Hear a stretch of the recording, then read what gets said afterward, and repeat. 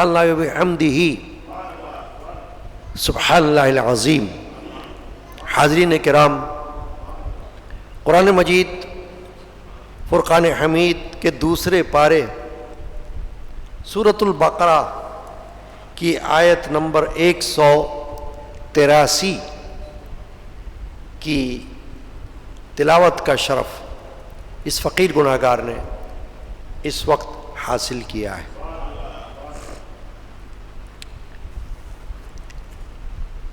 اللہ تبارک و تعالی جل شانہ عم نوالو نے اس آیہ کریمہ میں ارشاد فرمایا، یا ایھا الذین آمنوا، اے ایمان والو، کتب علیکم الصیام، تم پر روزے فرض کیے گئے، کما کتب علی الذین من قبلکم، جیسے اگلوں پر فرض ہوئے تھے، لعلکم تتقون، کہ کہیں تمہیں پرہیزگاری ملے۔ یہ آیت شریفہ کا ترجمہ۔ ظاہر ہے کہ اس میں روزوں کا بیان ہوا ہے، اور روزے اللہ کے فضل و کرم سے آنے والے ہیں۔ آج کا جمعہ استقبال رمضان کا جمعہ ہے، یعنی آنے والے مہینے کا جو مبارک مہینہ ہے اور برکتوں، خیر، عافیت والا مہینہ ہے، رحمت اور مغفرت والا مہینہ ہے، اس کا استقبال۔ کیونکہ جو چیز اچھی ہو اس کا استقبال بھی اچھا ہے، کیونکہ وہ استقبال خوشی کا معنی میں آتا ہے کہ جو چیز مل رہی ہے وہ نعمت ہے، اور نعمت پر خوش ہونا یہ اللہ کی طرف سے حکم ہے کہ خوش ہو جاؤ، اللہ کا شکر ادا کرو کہ اس نے تمہیں ایک نعمت عطا فرمائی۔ رسول اکرم مغفر بنی آدم صلی اللہ علیہ وآلہ وسلم نے بھی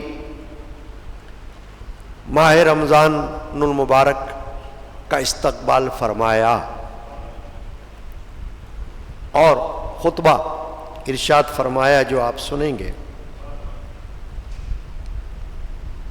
اس خطبہ میں، اس وعظ میں اللہ کے رسول صلی اللہ علیہ وسلم نے آنے والے مبارک مہینے ماہ رمضان کی فضیلتوں کا ذکر فرمایا، فضائل و برکات کا بیان فرمایا۔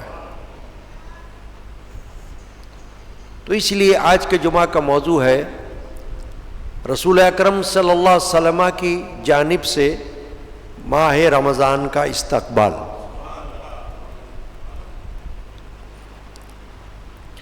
ابھی آپ نے آیت کریمہ میں یہ سن لیا کہ اللہ جل شانہ نے یہ ارشاد فرمایا اور ایمان والوں سے ارشاد فرمایا، کیونکہ روزے اہل ایمان کے لیے ہیں، کافر و مشرک کے لیے نہیں، مومن کے لیے۔ اللہ کی طرف سے ایک نعمت ہے روزہ، عبادت بھی ہے، نعمت بھی ہے، رحمت بھی ہے، مغفرت بھی ہے۔ تو ہر طرح سے روزے کے اندر خیر و برکت ہے، اس لیے اللہ پاک نے اس کو فرض کیا اور اگلی امتوں پر بھی فرض کرنے کا ذکر فرمایا کہ کسی نہ کسی طرح سے پچھلی امتوں پر بھی روزے فرض تھے تو تم پر بھی فرض کیے گئے ہیں۔ اب فرض کا مطلب یہ ہے کہ بلا مجبوری، بلا شرعی عذر روزہ چھوڑا نہیں جا سکتا، گناہ ہوگا، کیونکہ عبادت ہے، فرض عبادت ہے، اگرچہ سال میں ایک مرتبہ فرض ہے اور ایک مہینہ فرض ہے، مگر عبادت چاہے روز فرض ہو، چاہے کبھی کبھی فرض ہو، یا سال میں فرض ہو، جب فرض ہو گئی تو اس کا اختیار کرنا فرض ہے، اور چھوڑنا بلا عذر شرعی گناہ ہے۔ اسی لیے ماہ رمضان میں خصوصیت کے ساتھ روزے کو اختیار کیا جاتا ہے۔ عام طور پر ایمان والے روزہ نہیں چھوڑتے، جن کے دل میں خوف خدا ہے، جن کے دل میں شوق اسلام ہے، ایمان ہے، شوق بھی ہے، ذوق بھی ہے، وہ بغیر کسی مجبوری کے روزہ نہیں چھوڑتے۔ جہاں اللہ نے خود اختیار دیا ہے، سہولت دی ہے، وہاں سہولت ہے، یعنی شدید بیمار ہو، روزہ رکھنے پر قادر نہ ہو، بہت زیادہ ضعیف ہو، روزہ رکھنے پر قادر نہ ہو،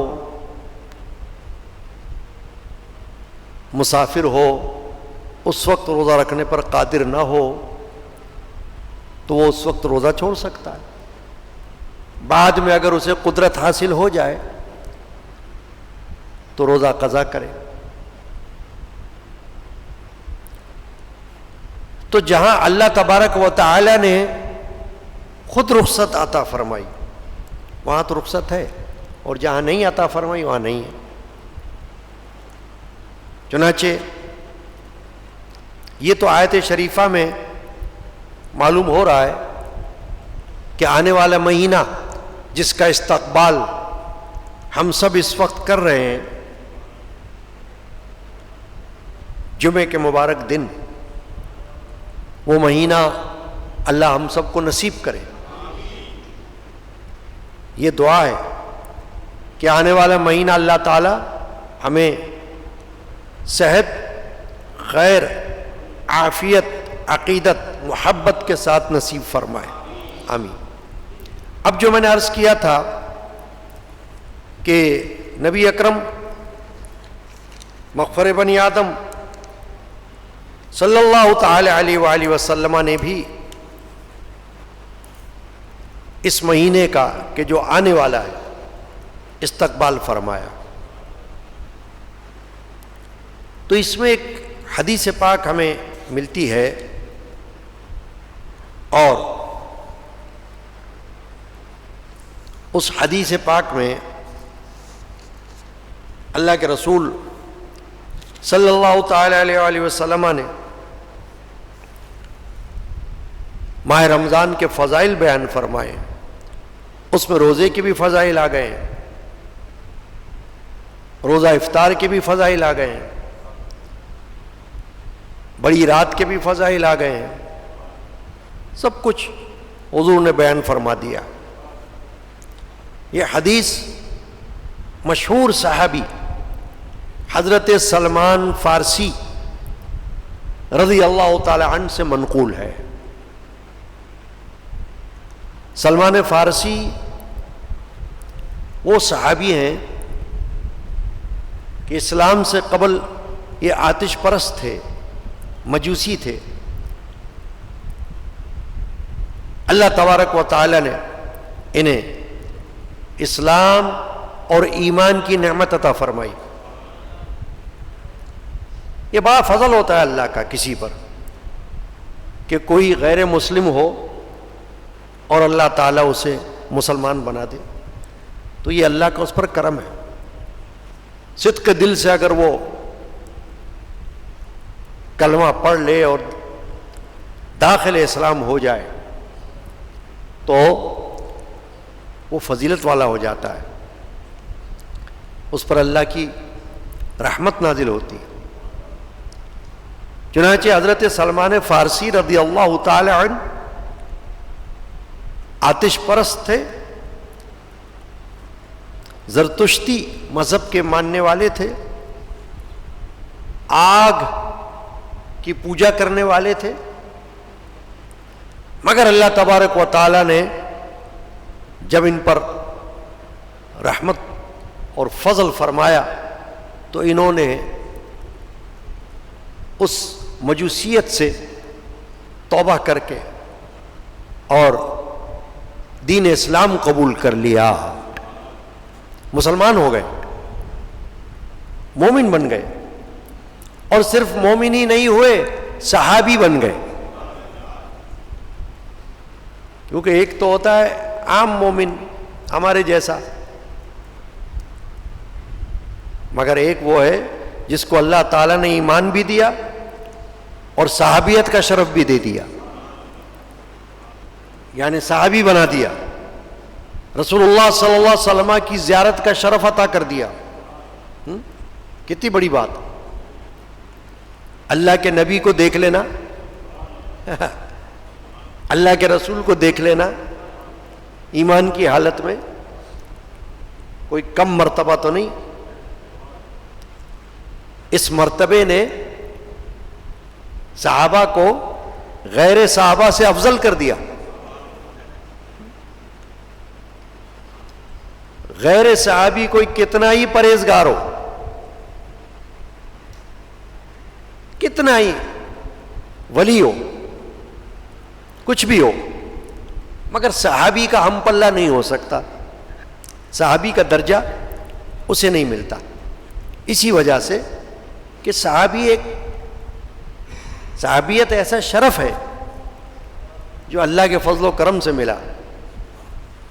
تو سلمان فارسی رضی اللہ عنہ نے یہ حدیث روایت کی، وعن سلمان الفارسی قال خطبنا رسول اللہ صلی اللہ علیہ وسلم فی آخر یوم من شعبان۔ سلمان فارسی رضی اللہ عنہ یہ فرما رہے ہیں کہ رسول اللہ صلی اللہ علیہ وسلم نے شعبان کے آخری دن ہمیں واعظ فرمایا، ہم سے خطاب فرمایا۔ اس حدیث سے یہ بھی معلوم ہو رہا ہے کہ تبلیغ، واعظ، یہ سنت رسول اللہ ہے صلی اللہ علیہ وسلم۔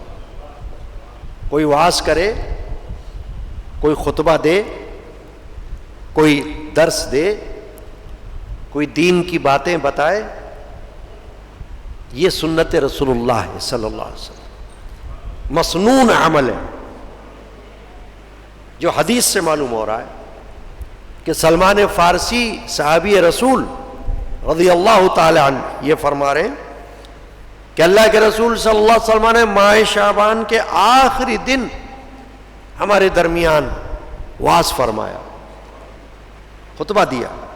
خطبنا رسول اللہ صلی اللہ علیہ وسلم فی آخری یوم من شعبان۔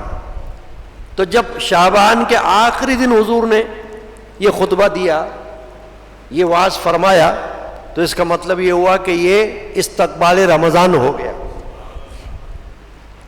کیونکہ رمضان شریف شروع ہونے والا ہے اور شعبان کا آخری دن ہے۔ تو آخری دن اگر اللہ کے رسول صلی اللہ علیہ وسلم خطبہ دے رہے اور اس میں ماہ رمضان کے فضائل بیان کر رہے ہیں، تو اس کا مطلب کیا ہے کہ رمضان کا استقبال ہو رہا ہے۔ اسی لیے یہ معلوم ہوا کہ استقبال رمضان بھی سنت رسول اللہ ہے صلی اللہ علیہ وسلم۔ رمضان کا انتظار اور رمضان کا استقبال۔ فقال یا ایھا الناس قد اظلکم شہر عظیم شہر مبارک۔ فرمایا اے لوگو، تم پر عظمت والا مہینہ آنے والا ہے اور یہ مہینہ برکت والا ہے۔ ثبوت مل گیا، اللہ کے رسول کسی مہینے میں برکت کی اطلاع دے دیں تو کوئی انکار کر ہی نہیں سکتا۔ رسول اللہ فرما رہے ہیں برکت والا مہینہ ہے، کوئی کہے نہیں تو کفر ہو جائے گا، کیونکہ اللہ کے رسول کی بات، ان کے فرمان کا انکار ہوگا۔ رسول اللہ کو تو اللہ بتا رہا ہے کہ برکت والا مہینہ، اور کوئی کہے نہیں تو اسے کون بتا رہا ہے کہ یہ نہیں ہے برکت والا؟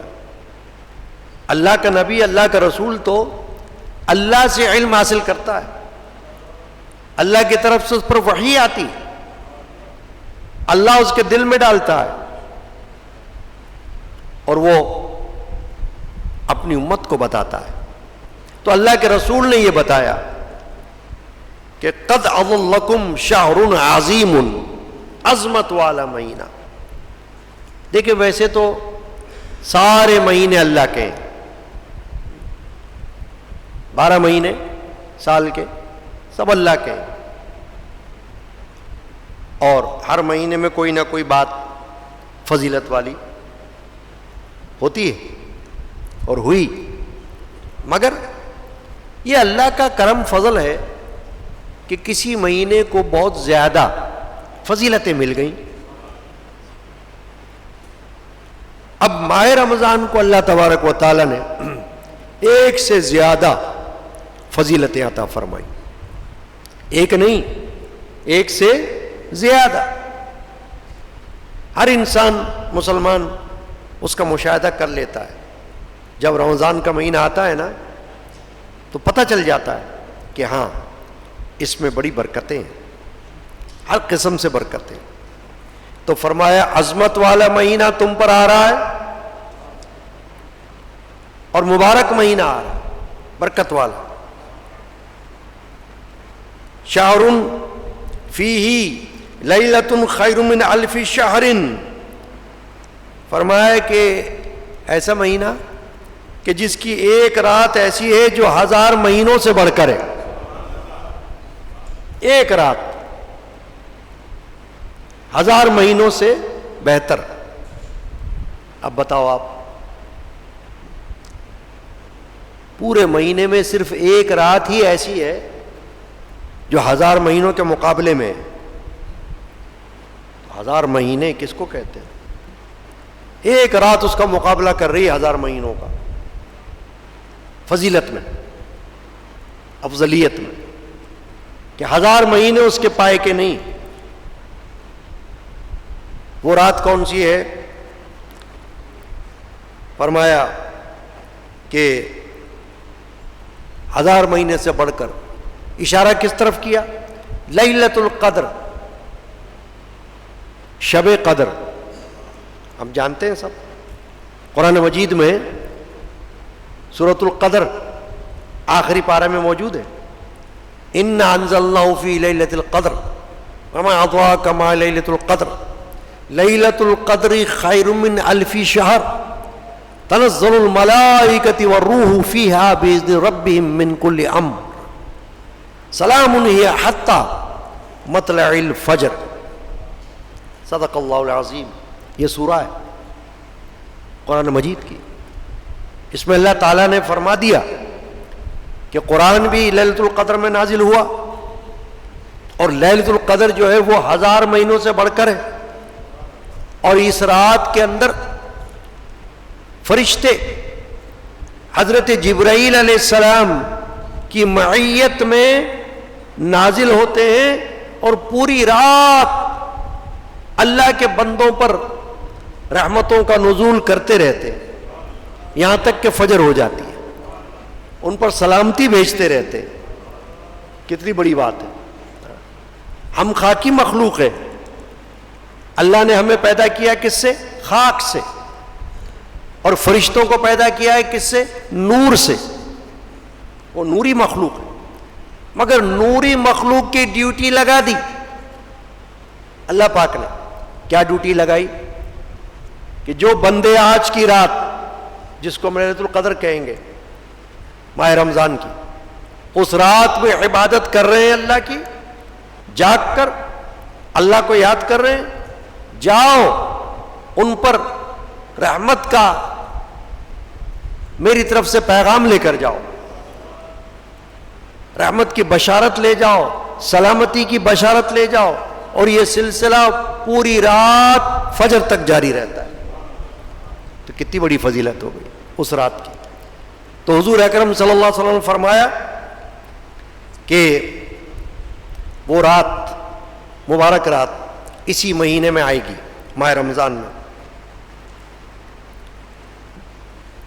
جعل اللہ صیامہ فریدۃ وصیامہ لیلتی لیلہ تطوعا من تقرب فیہ بخصلۃ من الخیر۔ فرمایا یہ وہ مہینہ ہے جس کے روزے اللہ نے فرض کیے اور جس کی رات کا قیام نفل بنایا، یعنی اللہ تبارک و تعالی نے دن کو روزہ رکھا اس مہینے میں، ہمارے لیے روزے کو رکھا ہے کہ روزہ رکھو، اور رات ہمارے لیے قیام کے لیے بنائی کہ رات میں اللہ تعالیٰ کی بارگاہ میں نفلیں ادا کرو۔ تو تراویح ہوتی ہے باقاعدہ، ہر روز رات کو ہوتی ہے، مسنون ہے۔ اور تراویح کے علاوہ بھی جو شخص نوافل ادا کرنا چاہے ماہ رمضان میں رات میں، تو اس کے لیے خوشخبریاں ہیں، بڑی فضیلت ہے۔ تو دن کو روزہ ہو گیا اور رات کو نفلی عبادت ہو گئی، قیام ہو گئی۔ فرمایا جو اس ماہ میں نفلی بھلائی سے قرب الہی حاصل کرے تو گویا اس نے دوسرے مہینے میں فرض ادا کیا، اور جو اس میں ایک فرض ادا کرے تو ایسا ہوگا جیسے اس نے دوسرے مہینے میں 70 فرض ادا کیے۔ کمن عدى 70 فریدۃ، 70 فرض۔ اب بتائیے کتنی بڑی بات ہے کہ ماہ رمضان میں نفل کا درجہ فرض کے برابر ہو جاتا ہے۔ جیسے کوئی نفلی قیام کرے تو ایسا ہوگا جیسے فرض عبادت کی، اور جس نے فرض عبادت کر لی، فرض ادا کیا، تو اس کو ثواب ایسا ہوگا جیسے اس نے 70 فرض ادا کر لیا۔ تو فرض کریں اگر کوئی مکۃ المکرمہ میں ہے تو وہاں تو اس کو لاکھوں فرضوں کا ثواب مل جائے گا، کیونکہ وہاں ایک نماز کا ثواب 1,00,000 نماز کے ثواب کے برابر ہے۔ اسی طرح مدینہ طیبہ میں کوئی ہو، وہاں لاکھوں نمازوں کا ثواب مل جائے گا، کیونکہ وہاں تو ایک نیکی بھی بے شمار نیکی ہو جاتی ہے، 1,00,000 نیکی کے برابر ہو جاتی ہے، 50,000 نیکی کا ثواب مل جاتا ہے مکہ شریف، مدینہ شریف۔ تو گویا کہ مسلمان بندے کے لیے، مومن کے لیے اللہ تبارک و تعالیٰ نے آنے والے مہینے میں ایسی خیر و برکت رکھی ہے کہ نفل کو فرض کا درجہ اور فرض کو 70 فرضوں کے برابر کر دیا۔ پھر فرمایا وَهُوَ شَعْرُ الصَّبْرِ وَالصَّبْرُ صَوَابُهُ الْجَنَّةُ وَشَعْرُ الْمَوَاسَاتِ وَشَعْرٌ يُزَادُ فِي رِزْقُ الْمُؤْمِنِ۔ فرمایا کہ یہ مہینہ جو آ رہا ہے صبر کا مہینہ ہے۔ ہم لوگ تو صبر صرف اس کو سمجھتے ہیں کہ جو کسی بات سے رک جائے، یعنی کہ غم میں صبر کرے، مصیبت میں صبر کرے، موت پر صبر کرے، تو ہم کہتے ہیں بھئی یہ صبر ہے۔ مگر صبر کا معنی ایک سے زیادہ ہے، یعنی نیکی پر قائم ہو جانا، عبادت پر، یہ بھی صبر ہے۔ صبر کا معنی قائم رہنا، اور برائی سے رک جانا یہ بھی صبر ہے۔ روزہ یہ بھی صبر ہے، کھانے پینے سے رک جانا یہ صبر ہے۔ صوم، روزہ، تو رسول اکرم صلی اللہ علیہ وسلم فرماتے یہ صبر کا مہینہ ہے جو آ رہا ہے، رمضان کا مہینہ، اس پہ زیادہ سے زیادہ صبر کرو، کھانے پینے سے صبر کرو، اگرچہ بھوک لگ رہی ہوگی، اگرچہ پیاس لگ رہی ہوگی، مگر روک لو اپنے آپ کو کھانے سے، پینے سے، روزے کی حالت میں، تو یہ صبر ہو جائے گا تمہارا۔ اور فرمایا صبر کا ثواب کیا ہے؟ جنت۔ جنت کی خوشخبری دے رہے ہیں حضور پاک صلی اللہ علیہ وسلم کہ یہ صبر جو ہے خالی نہیں جائے گا تمہارا، بیکار نہیں جائے گا، تمہیں تو فائدہ چاہیے نا. بندہ تو یہ دیکھتا ہے کس میں فائدہ ہے، دنیا میں بھی اس بات کی تلاش رہتی نا کس چیز میں فائدہ مل رہا ہے، کتنا فائدہ مل رہا ہے، کب مل رہا ہے فائدہ، تو فائدے کی تلاش میں رہتا ہے بندہ. تو رسول اکرم صلی اللہ علیہ وسلم فرما رہے ہیں کہ صبر کا فائدہ تمہارے لیے جنت کی صورت میں ملے گا. پھر فرمایا وَشَهْرُ الْمَوَاسَاتِ وَشَهْرٌ يُزَادُ فِي رِزْقُ الْمُؤْمِنِ، یہ وہ مہینہ ہے کہ غربا کی غمخواری کا مہینہ ہے، یعنی غریبوں کے لیے بھی اس میں برکت ہو جاتی ہے، زکوٰۃ کے ذریعے، خیرات کے ذریعے، صدقات کے ذریعے، افطار کے ذریعے خیر و برکت ہو جاتی، غربا کی غمخواری. اور اس میں مومن کا رزق بڑھایا جاتا ہے، حضور فرما رہے ہیں صلی اللہ علیہ وسلم رزق میں برکت آ جاتی ہے. تو ہم دیکھتے ہیں، مشاہدہ کرتے ہیں کہ رزق چاہے وہ ظاہری رزق ہو یا معنوی، ہر طریقے سے اس میں ثواب اور برکت اور اس میں فراخی، اس میں کشادگی وہ ہمیں نظر آ جاتی ہے. رزق حسی، رزق معنوی، دونوں میں.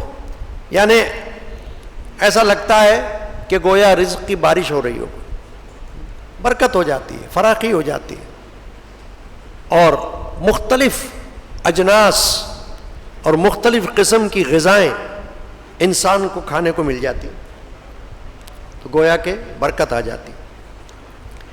پھر فرمایا من فطر فیہ صائما کان لہ مغفرۃ لذنوبہ وعتق رقبتہ من النار. فرمایا جو اس مہینے میں کسی روزے دار کو افطار کرائے تو اس کے گناہوں کی بخشش ہوگی اور اس کے گردن کی آگ سے آزادی ہو جائے گی. سبحان اللہ. کہ جو افطار کرائے کسی روزے دار کو، اب اس میں قید نہیں ہے کہ غریب کو کرا رہا ہے کہ کسی کو کرا رہا ہے، بس روزے دار کو افطار کرا رہا ہو کوئی، تو کیا ہے کہ فرمایا کہ گناہوں کی بخشش ہو جائے گی اس کے. گویا یہ بھی ایک ذریعہ ہے افطار. افطار کرانا کیا ہے؟ ذریعہ ہے، سورس ہے. کس چیز کا؟ مغفرت کا، بخشش کا، ہے نا. تو کتنا اچھا ذریعہ ہے کہ افطار کرانے سے بخشش ہو رہی ہے. اور فرمایا اس کی گردن آزاد ہو جائے گی آگ سے، یعنی دوزخ سے اس کو نجات دے گا اللہ. اللہ تعالیٰ اس کے لیے ایسا اہتمام فرما دے گا کہ وہ دوزخ سے دور ہو جائے گا، آگ سے آزاد ہو جائے گا. اور پھر فرمایا کہ اسے روزے دار کا ثواب ملے گا بغیر اس کے کہ روزے دار کے ثواب سے بھی کچھ کم ہو. یعنی افطار کرانے والے کو بھی روزے دار کے جیسا ثواب ملے گا جیسا روزے رکھنے والے کو مل رہا ہے، اور دونوں کے ثواب میں کمی نہیں ہوگی، کیونکہ ثواب جو ہے وہ اللہ کی بارگاہ سے آتا ہے. ایسا نہیں ہوگا کہ اس میں سے آدھا ادھر گیا آدھا ادھر گیا تو کمی ہو گئی، ایسا نہیں ہوگا، بلکہ برابر برابر ثواب ملے گا. جتنا ثواب روزے دار کو مل رہا ہے اتنا ہی ثواب روزہ افطار کرانے والے کو بھی مل رہا ہے. سبحان اللہ. اب یہ صحابہ کہہ رہے ہیں قلنا یا رسول اللہ لیس کلنا نجد ما نفطر به بالصائم. صحابہ نے عرض کیا یا رسول اللہ اگر ہم میں سے ہر شخص وہ کچھ نہیں پاتا جس سے روزہ افطار کرائے تو. اب سوال یہ تھا یا رسول اللہ گنجائش پر ہوتی ہے نا باتیں. اب ہم میں سے کوئی غریب ہے، کوئی فقیر ہے، کوئی کتنا گنجائش والا ہے، کوئی کتنی حیثیت والا ہے، تو ہم میں سے اگر کوئی بڑی حیثیت والا نہیں، بڑی گنجائش والا نہیں، بڑا صاحب حیثیت نہیں، بڑا امیر نہیں، تو ہمارے پاس اگر ایسا کوئی انتظام نہ ہو روزہ افطار کرانے کا تو کیا ہوگا؟ فقال رسول اللہ صلی اللہ علیہ وسلم یعطی اللہ ھذا الثواب من فطر صائما علی مذقۃ لبن او تمرۃ او شربۃ من ماء. فرمایا کہ اللہ کے رسول نے کہ یہ ثواب تو اللہ اسے بھی دے گا جو روزے دار کو ایک گھونٹ دودھ، ایک گھونٹ پانی یا ایک کھجور سے افطار کرا دے. یعنی اس سے تو کوئی محروم نہیں رہ سکتا. افطار کرانے کے والے پاس کھجور ہو تو کھجور سے افطار کرا دے، افطار کرانے والے کے پاس دودھ کی گنجائش ہے تو دودھ سے افطار کرا دے، یہ بھی نہیں ہے تو پانی سے افطار کرا دے، پانی پلا دے. آہا، بتاؤ نا، ایسی سہولتیں، ایسی نعمتیں اسلام کے سوا کہاں مل رہی ہیں؟ اتنی گنجائش، اتنی رخصت، اتنی آسانی کہ بھائی ایک گھونٹ دودھ پلا دو جنت لے لو، ایک گھونٹ پانی پلا لو جنت لے لو، ایک کھجور کھلا دو بخشش کروا لو. آہا، اب یہ تو سوچنے والے کے لیے ہے. چنانچہ نبی اکرم صلی اللہ علیہ وسلم فرماتے ہیں سقاہ اللہ من حوضی شربتا لا یظمأ حتی یدخل الجنت.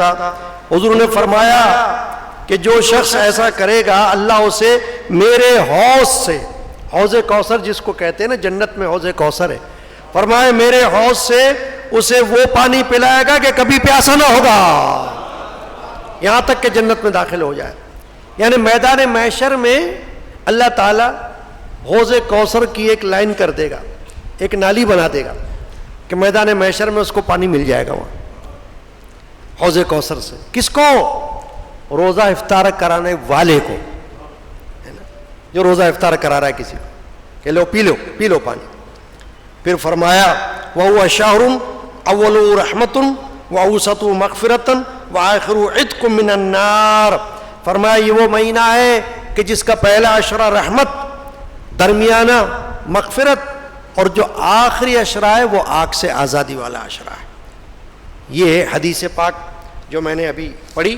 اللہ تبارک و تعالیٰ اس حدیث کو سمجھنے کی توفیق ہم کو عطا فرمائے، آمین. تو میں نے آج کیا عرض کیا آپ سے؟ استقبال رمضان، کہ ہم آج کے جمعہ میں رمضان شریف کا استقبال کر رہے ہیں. اور میں نے حدیث پڑھ کے یہ بتایا کہ اللہ کے رسول نے استقبال کیا، کیونکہ حدیث کے شروع میں کیا سنا آپ نے؟ سلمان فارسی صحابی رسول رضی اللہ تعالیٰ فرما رہے ہیں کہ حضور نے شعبان کے آخری دن ہمیں یہ وعظ فرمایا، یہ خطبہ دیا. یعنی رمضان ابھی شروع ہونا تھا اور شعبان کا آخری دن تھا کہ اللہ کے رسول نے ہمیں رمضان کے بارے میں یہ فضائل بتائے. تو معلوم ہوا کہ استقبال ہو گیا. میرے والد ماجد رحمۃ اللہ علیہ نے کچھ اشعار لکھے جو خود پڑھا کرتے تھے وہ جمعہ میں، جیسے ہم یہاں بیٹھے ہیں ایسے وہ بھی اسی منبر پر یہ اشعار پڑھتے تھے اور پڑھاتے تھے. کون سے اشعار؟